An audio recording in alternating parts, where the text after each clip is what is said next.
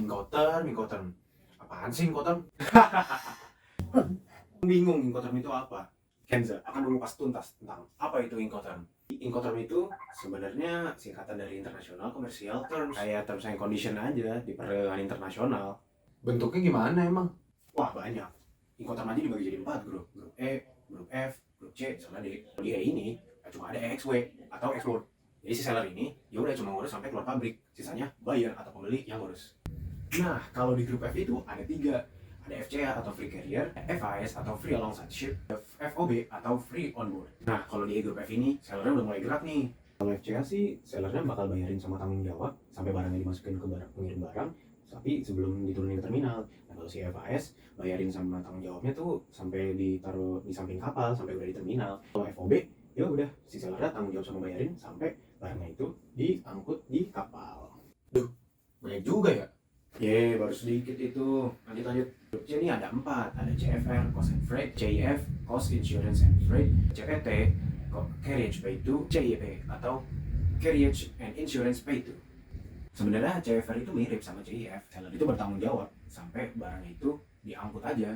Tapi tenang, udah dibayarin sampai barangnya sampai di pelabuhan berikutnya. Kalau CIF itu, si seller itu masih asuransi sampai barangnya sampai di pelabuhan selanjutnya. Tapi kalau CFR enggak.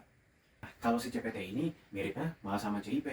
Dia itu, seller itu udah tanggung jawabnya tuh cuma sampai barangnya itu sampai dan diturunin dari pengiriman pertama nih. Tapi udah dibayarin jauh sampai pengiriman setelah sampai di pelabuhan negara tujuan. Kalau CIP itu udah diasuransiin sampai di pengiriman setelah sampai di pelabuhan tadi. Tapi kalau CPT enggak. Udah belum? Terakhir. Ini nih, yang terakhir ini grup D.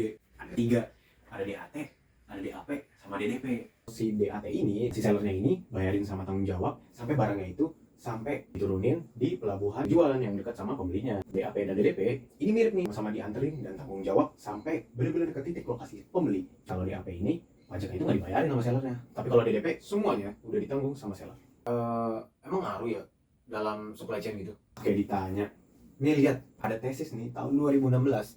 Dia meneliti tentang penggunaan Incoterm untuk perdagangan di area Asia Pasifik. Kalau di perusahaan terkait yang diteliti ini nih, sekitar 80-85% transaksinya itu menggunakan Incoterm dengan term FCA sama DAP. Perusahaan ini kalau bertransaksi dengan supplier yang jauh, dia menggunakan FCA karena dia merasa harus banyak mengontrol proses-proses pengirimannya. Dia harus punya kekuatan untuk mengkustomisasi pemilihan carrier-carriernya gitu. Perusahaan ini juga menggunakan DAP ketika bertransaksi dengan supplier-supplier yang dari Jepang. Kalau supplier Jepangnya ini nggak punya warehouse yang dekat dengan perusahaan terkait, jadi harus diantar dari supplier hingga langsung ke tempat perusahaan terkait.